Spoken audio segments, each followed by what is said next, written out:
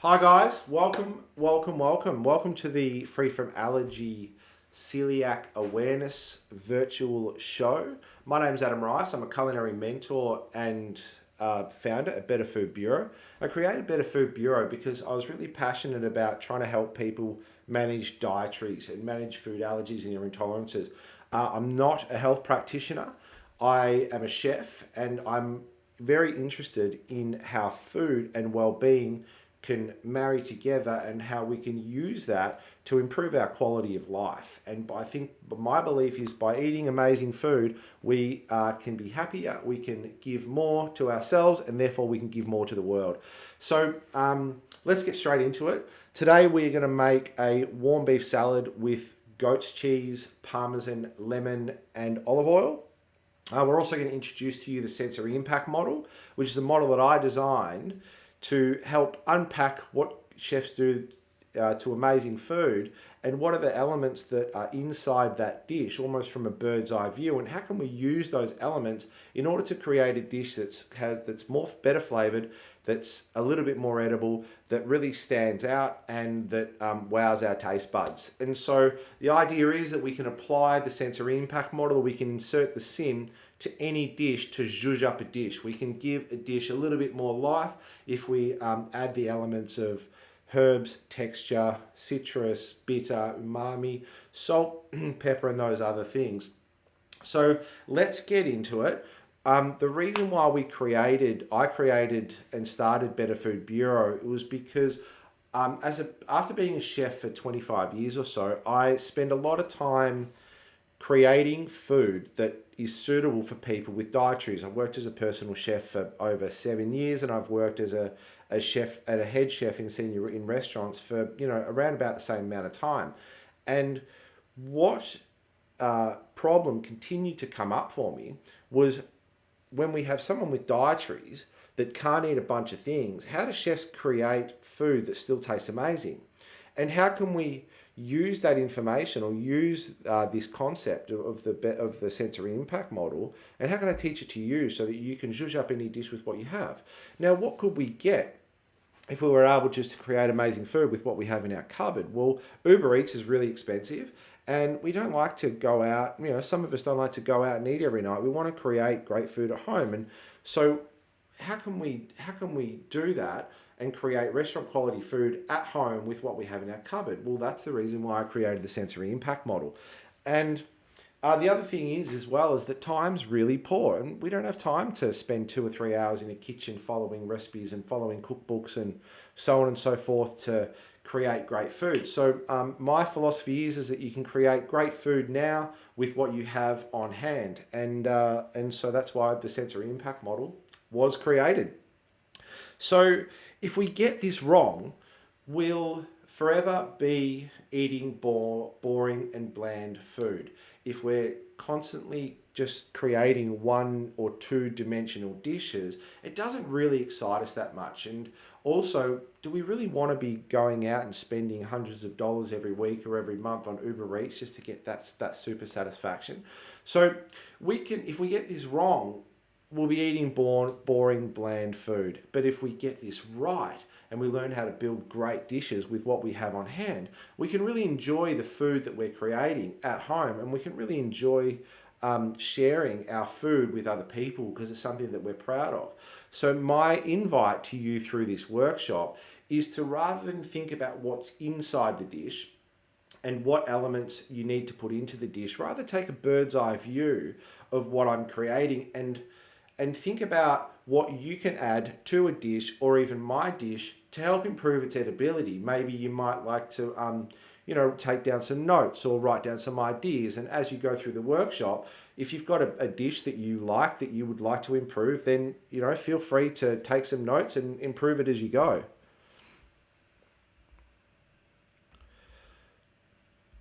So this dish is a warm beef salad. The recipe is in the bio on my page, and we're going to start by just cutting up some Lebanese cucumber, just one. If you notice, I use the tip of the knife so that I can do it quicker. It's when we use the center part of our knife, it can tend to be a little bit more difficult to use. We've got some fresh herbs. Inside that bowl is 2 large handfuls of washed and mixed lettuce. We've got some fresh parsley, which I've also chopped up, and I've also got some that I've torn. By bruising herbs, you are able to release the natural oils and aromas of it. So again, inside the bowl is just lettuce, cucumber, bean shoots, fresh herbs. We've just sliced some cherry tomato up in there as well. We've got some freshly shaved parmesan. And then goat's cheese, which we're going to use later. We use Meredith goat's cheese for this particular dish. 1 to 2 stalks of finely chopped rosemary and thyme. And with the thyme, I prefer just to chop straight through. It's probably maybe a little bit lazy, but no one's ever said to me they can taste wood in my thyme. So I just like to chop straight through it. Use a good quality knife that's always sharp. Remembering to keep your knives nice and sharp because it's a lot safer. It's a lot faster. And also if you do happen to cut yourself, it's going to heal a lot quicker. So really important to be sure to use a sharp knife and chop through that nice and finely as well. So we're going to put this into our bowl for our warm beef salad with plenty of cracked pepper, some olive oil. These are just rump strips that I got from the organic butcher, pre-cut. Just pop them in a bowl and it's ready to go. So marinating this, let it sit for at least an hour or two. If you want to do this overnight, you're going to get much better flavour out of it. But then if you're going to cook it straight away, leave it out at room temp so it comes up to temperature. So then what we're going to do is we're going to dust the beef in gluten-free flour and be sure to have some sort of a tammy sieve or some sort of a sieve over a bowl so that once you have dusted it, you can shake off all the excess. Don't be shy with the amount of flour that you're going to use because you're going to sift it off, but it's really important to get that beef well coated and then also to dust off all of the excess because when you fry it, I'm just going to pause it here for a moment.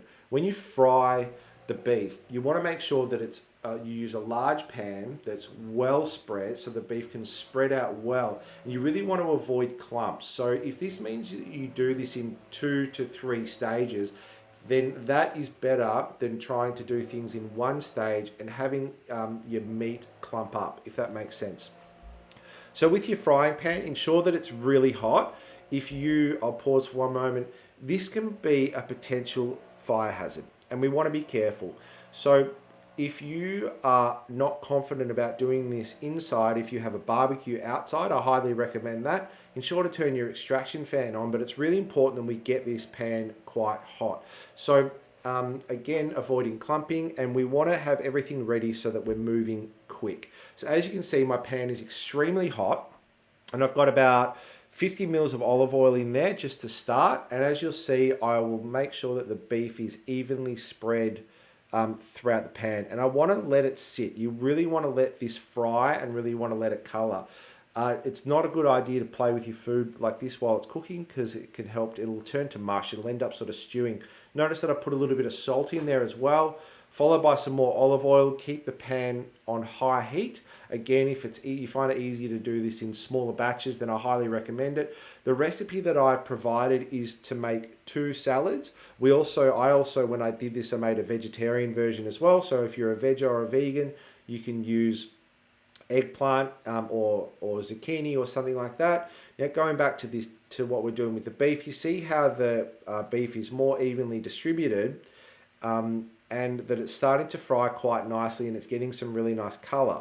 Now as that's done, you want to put the beef straight away into your warm beef salad bowl, making sure that everything's already in there. You'll see that I have the vegetarian one in the background, but again, as I said, the recipe that we've provided is to make 2 bowls of this salad. So in this, to dress it, we put some fresh lemon juice, olive oil, salt and pepper, and as you saw, everything's already in there. We've got fresh herbs, we've got snow pea shoots, we've got tomato, there's some spring onion in there as well. And I can't remember what else is in there. You see the kohlrabi that was in the bowl. I decided not to use it. This dish is a really simple dish, and we want to keep things simple. So I decided I didn't need it, but you're more than welcome to throw in cabbage or any other sort of salady type ingredients that are going to help to do it. Now, when the beef goes in the bowl, you're going to want to work quite quickly because the heat from the beef is going to start to wilt the salad, which is what we want. But this is a salad that's best served within 10 minutes, within 10 minutes of serving it. So we want to make sure that we fold those ingredients through really nicely. It's going to wilt the salad down. And then what we want to do is serve it as soon as it's ready. Now, once we finish the dish, we've used an Ash goat's cheese here, just broke it up on top. You can use a ricotta, you can make a vegan cheese, you can use buffalo, you can use burrata, you can use a range of other cheese. I've used this particular cheese because it's what was available. There's no real structure to this recipe. It's more to ensure that all the elements of the dish are in there. So that's the warm beef salad. And what we're going to do now is we're going to go and have a chat about what we've done. So this is here. This is our sensory impact model. Now, our sensory impact model, if you want to learn more about this, we have a cookbook, which I'm going to invite you to download. There'll be a link in the store where you can download a free copy of this cookbook, and you can also go to Amazon where there'll be a link where you can buy a paperback copy for it as well. So there's a few key elements inside this dish that we want to identify. Now, by using these elements, we can apply them to other dishes so that we can boost their edibility. So one key factor is umami. Now, what we've done with the umami is we've created that from the beef. When we put the beef in the pan, that roasted caramelizing flavour that develops when we're frying it with a little bit of salt is what generates that umami-ness. And also umami can be come from the cheese, and it can also come from the parmesan as well. So the other thing that we want to have in our dish is something sour. In this case, it is fresh lemon juice, but we can also use vinegars and other acids, citrus, and those sorts of things, which are going to add that sour element. One thing that we want to remember when we're doing this, we can add, but we can't take away. So salt is pretty straightforward. There's some salt in the cheese, and there's also natural sea salt in there as well. Sweet, salt, sour, bitter. So in this particular dish, we had some spring onions. The lettuce leaves are also a little bit bitter. And it's really important to have something that's slightly bitter in your food so that it helps to balance out the palate. Something that's too bitter is probably not recommended or not preferred because a bitterness can really kind of kill the palate and override that texture. Sweet, salt, sour, so sweet. So inside this particular dish, the sweet element would be the tomatoes. When the tomatoes are quite ripe, they do provide quite a bit of sweetness as well. The other element to here as well is the evos. So bitter elements are springos and the lettuce. Sweet is the tomato.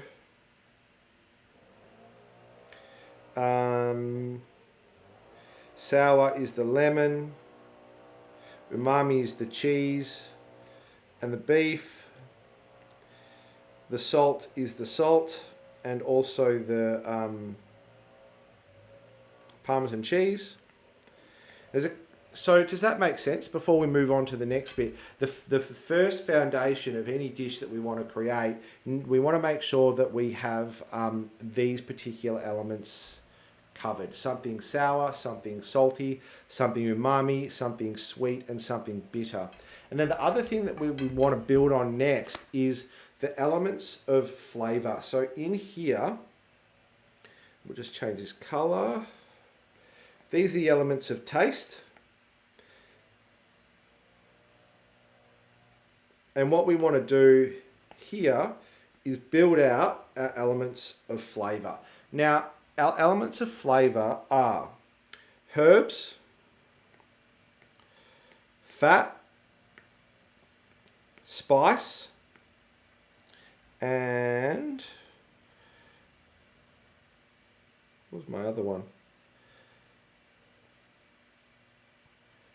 Aroma.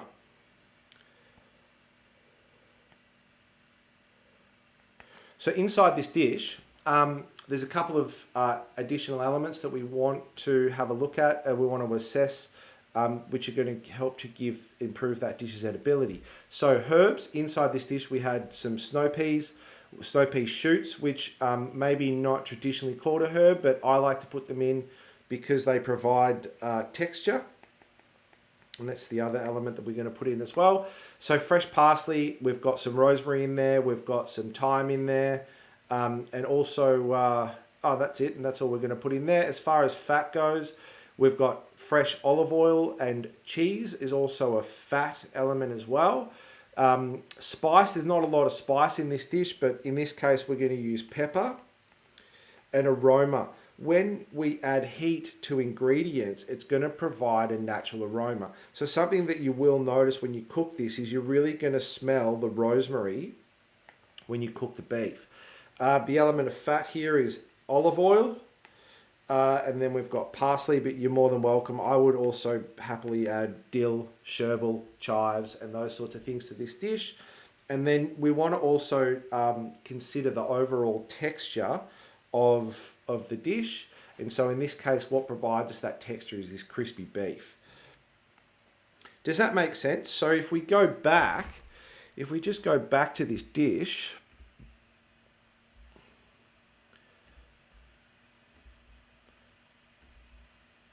so see here, we've got cucumber, which is another textural element as well. It's also, everything adds flavour. Overall, a dish is textural, but individual elements of texture is what to help create that mouthfeel of a dish. So as you can see, we've got some lettuce leaves, we've got parmesan, we've got olive oil, we've got beef, we've got plenty of fresh herbs, we've got lemon juice, and when we combine all these ingredients together with the right amounts of each, it's really going to boost a dish.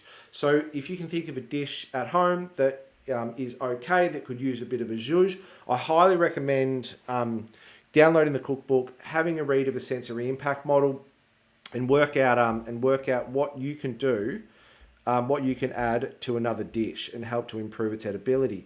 So this dish that we're also gonna do is it's an Ayurvedic soup. It's called the Panacea to Modern Life, and it's an amazing recipe which was shared with me by Tim Mitchell from My Yoga Kitchen. I highly recommend going to check out his page if you want to learn more about Ayurvedic cooking. Now, Ayurvedic cooking is a traditional Indian method or Indian philosophy of healing through food. Now, there's an Ayurvedic makeup is subject to each individual, so each person has their own particular makeup, whether it be Pitta, Vata or Kapha. And what the Ayurvedic principle is that with our own makeup, which you can do a test on Bayan botanicals. I'll leave a link to that as well, or there'll also be a link in Tim's on Tim's website if you want to know what your Ayurvedic makeup is. Now we use these elements of which is very similar to the sensory impact model of stringent, salt, sour, and bitter, and we can create dishes that are best suited to our body type, which is going to help to stimulate healing. Now, why does this relate to the sensory impact model? Well, it's my belief and my view that when we eat food that tastes good, it helps to stimulate healing. I guess my motivation behind creating this business was to help you to be more encouraged to build better food with what you have in your cupboard that tastes amazing so that you can feel better. So again, not so much the health practitioner side, but I'm more promoting good food, which leads to good health and well-being. So this is a super simple dish. This only goes for 20 seconds, but it literally only took me 5 minutes to make. I've got cabbage, some fresh vegetables. I've weighed out all my spices, chopped all my veg. Fry off your your spices quite quickly. Add your vegetables, add water or some stock. Now I'll just pause this quickly. So this literally took me about 5 minutes. It's you can make it up with anything you have in your cupboard or any fresh vegetables that you've got left over, and it's a really great quick soup if you want to have a bit of a nourishing pick me up.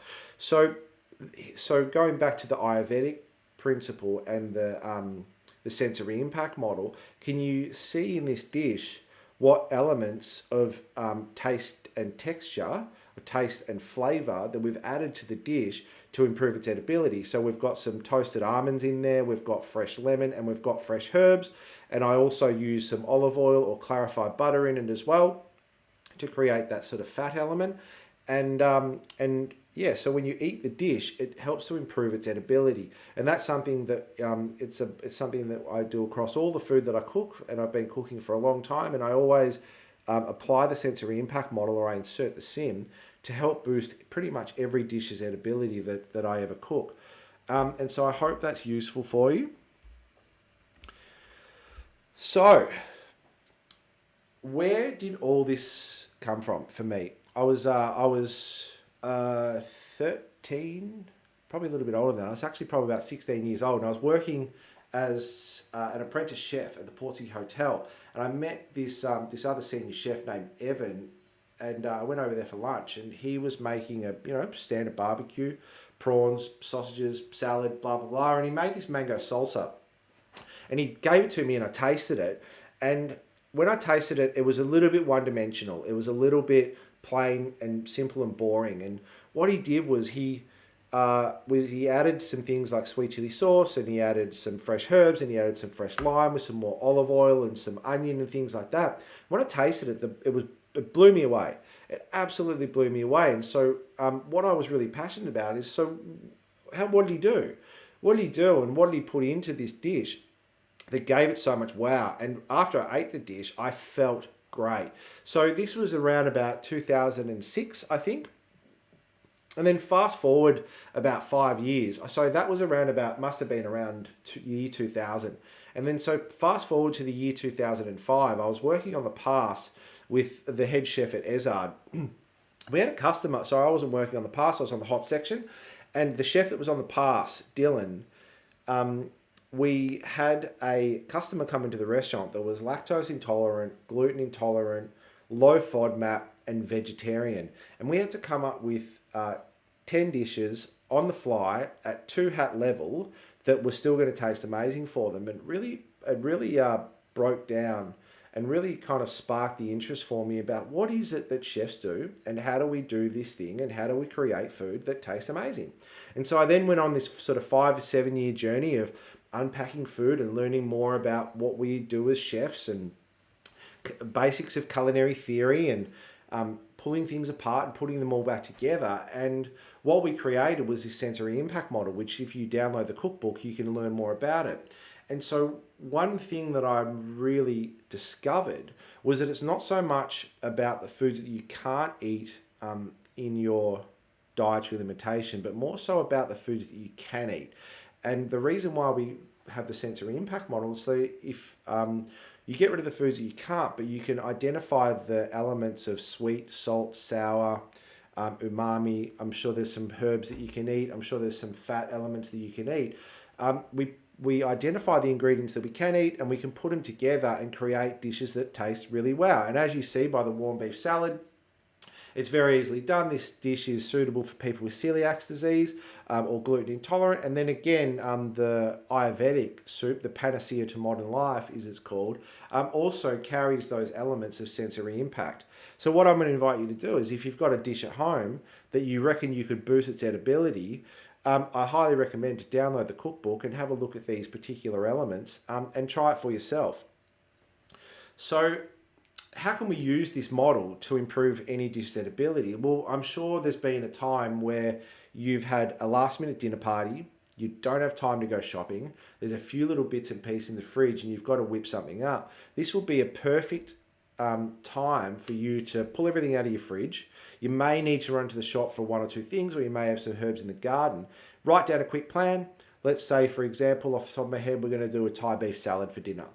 Thai beef salad that's gluten-free, and also one that's low FODMAP. So when I do this, I'm not so much thinking about what I can't I have to take out from the dish. I'm thinking about the ingredients that I can use and how can I amplify those ingredients to get the most out of them and then combine them together to create that overall dish that's got wow. So Thai beef salad's got beef, which we would marinate in some gluten-free sweet soy.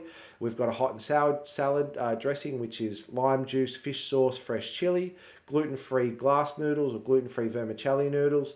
And then all the other things that you would put in a Thai beef salad: Thai basil, Vietnamese mint, coriander, peanuts, onion, carrot, daikon, all those sorts of things that for this instance we would be gluten-free, but the dish is still going to taste amazing. Why? Because we've looked at the elements of the sensory impact model and we've broken down the dish's elements and put them into a particular group or a particular order so that you know when you put your dish together, I'm going to create this dish with A, B, C, D, and this is how I'm going to dress it, this is how it's going to come together. Does that make sense? I hope it really does. So wouldn't it be great if we could just create a dish on the fly with what we have in our fridge and make it taste amazing? And going back to what we've sort of been discussing, if you've got olive oil, if you've got salt, if you've got some sort of vinegar or acid, if you've got fresh herbs, if you've got something that creates texture, croutons, peanuts, crispy shallots, something like that, and also elements of spice, so using fresh spices like we did in the Ayurvedic soup, and then also elements of aroma such as warm rosemary or breaking herbs in your hand is another really good idea that you can use to help to release the natural oils and aromas and flavors of a particular ingredient, are really going to help to boost a dish's edibility, a zhuzh up a dish, which is what we really want here. So I went to, I'll tell you a quick story. I went to Wanderlust Yoga Festival at the end of 2019 and we presented the sensory impact model to a bunch of people that had never seen it before. And what we did was a basic tomato bruschetta on a crouton. In this stage, I think we did have a gluten-free option there as well. So tomato, basil, olive oil, a vincotto, some feta, fresh basil, I may have said that, and then some sliced red onion. And what we did was we explained the sensory impact model, all of the elements that go together, the elements of taste and flavour, built a tomato bruschetta and then presented to everyone. And then everyone reported that when they left the festival, they went home and were able to use the sensory impact model and apply it to any dish that they were cooking and be able to zhuzh it up on the spot. And that's really what we want, right? We want to be able to create food that tastes amazing. We don't want to just make something that's nice. We want to make something that tastes delicious. And so that's, again, why we created the sensory impact model, so that people could amp up and zhuzh up their dish with what they have in their cupboard. So what's possible? Dinner parties, amazing lunches that you have for yourself at home. You can meal plan your week. You can prep your week, and you can be confident that everything that you're going to cook throughout the week is going to taste as best it possibly could. A few tips. I recommend that you remember you can add, but you can't take away. So when you're building your dish, do it little bits at a time. Use your palate, use your taste, and use your senses to create a dish that you think is going to taste amazing. Another tip. When you're cooking for other people, don't cook for them. Cook for yourself. One of the biggest changes I made in my culinary journey was I used to get so stressed out about the idea of having to cook for this person. I've cooked for a lot of rich and famous people, and I was worried that, cooking for this person, it's got to taste amazing and blah, blah, blah, and I would always mess it up. So what did I do? I started to cook for myself. And when I cook for myself, I'm really able to use my intuition about how I balance and build a dish. I'm really able to be more creative about the foods that I would like to cook. I don't use a lot of recipes so much. A recipe is good for a guide, but it's not good for the overall execution of a dish. That comes down to you. That comes down to what you would like to see in the dish and how you would like the dish to be presented. And so going back to what all this means and how it all makes sense and how does it all fit into our programs, which we offer at Better Food Bureau, is this here is our Genius model. This is an overview of of our programs and what we do at Better Food Bureau. What we've introduced to you is the SIM, the sensory impact model, which is going to show you how to boost the edibility of any dish with what you have in your cupboard. And the other things that we can work on in our programs is, at the end of the day, we really want to create options for you. We really want your dietary limitation not to hold you back from the foods that you can eat. If you were to go and have a look at my Instagram, there's a link in the bio. Most of the food that we cook there has some sort of dietary specific request involved. And so we want to create options, understand flavour, and cook with confidence. And so by understanding flavour, we want to get an understanding of different cuisines and styles, different types of cuisines from Chinese, Japanese, Thai, Vietnamese, Italian, Spanish. All of these have their own unique system or unique sensory impact model, unique makeup, which gives the dish its own particular cuisine or its own particular style, I guess, but not the right word. And then we've got styles of cooking. So we've got entrees or soups or main courses or canapes or dinner parties or barbecues and all those sorts of things. And by getting an understanding of cuisines and styles, we get to understand flavour, and that's how we can really craft amazing food. So by creating options, we want to get rid of everything that we can't eat off our food list. So from your health practitioner, they give you a list of foods that you can't eat. We're left with a list of what you can. We use that along with our sensory impact model to create great food. We're going to show you how to set up for success. So what's a great plan of setting up your kitchen, how to save time, how to organize yourself, how to manage stress, how to manage overwhelm, and all those bits and pieces, along with planning, so that you can work your meal plan out for a month, and then everything that you do is just going to be, we're going to work hard once. You plan well, work hard once, and then everything goes into autopilot. So we're also going to enhance on tools and techniques as well, and understand methods of cookery, so that if we have, for example, an eggplant, we know a bunch of things that we can cook with it. And we're also, another thing that we'll cover is the art of plating.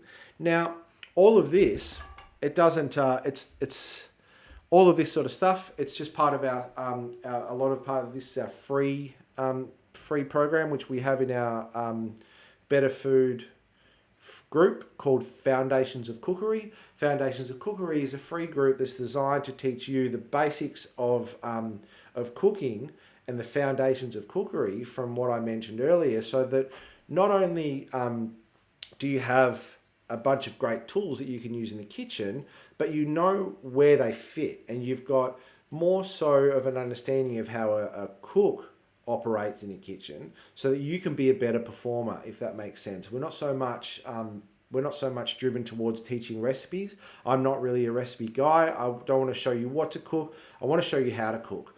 And that's what we're super passionate about here at Better Food Bureau.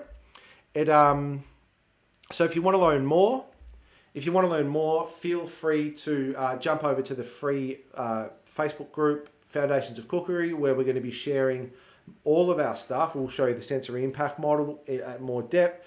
We'll introduce to you some cooking tips, some time-saving hacks. I'm also planning an event next week, and I'm going to share with you the insider secrets about how I plan and do an event. So if you wanted to have a dinner party at home, we can show you how to do that inside any dietary restriction. With planning, we'll share recipes. There's also going to be plenty of other resources. I think I've got some guest chefs coming on in the next couple of weeks. There's a lot happening at Better Food Bureau over this year. We're really excited to finally get this stuff out there and start sharing it with people, in the hope that it helps you to create better food. If you also want to know more about the sensory impact model, feel free to download the cookbook. You can buy the paperback version. There's a link in the cart down there on my page, and you can go to the website. There's also a free copy of the cookbook inside our free group, along with the food list as well, which we're going to show you how to use. So, quick recap. We have introduced the sensory impact model and the concepts and ideas of taste and flavour, and how we can use the understanding of taste and flavour to boost a dish's edibility with what we have in our cupboards or in our gardens. We cooked a beautiful raw Thai warm beef salad with goat's cheese, parmesan and lemon, and we've shown you and talked about the elements of the dish, which we can then take out and put in other dishes to improve their edibility and make every dish taste amazing. What else did we do? We've had a quick talk about the Ayurvedic principle and the Ayurvedic concept. Again, if you want more information about that, feel free to check out My Yoga Kitchen by Tim Mitchell. He'll be you'll see him in our Facebook group over the next couple of weeks. He's going to go into more detailed depth about the Ayurvedic concept and the Ayurvedic principles. We've also got plenty of other amazing individuals and professionals coming to hang out with us. So it's been a great time being with you today. I thank you for coming along. I hope this has been useful for you. If you've got any questions or you want to know more about what we do here, feel free to reach out and ask. You can find me on Facebook. You can join the Facebook community group. My email is also at the bottom of this thing as well. And it's been a really great time, and I thank you for coming. And have an amazing day. Keep cooking and stay awesome.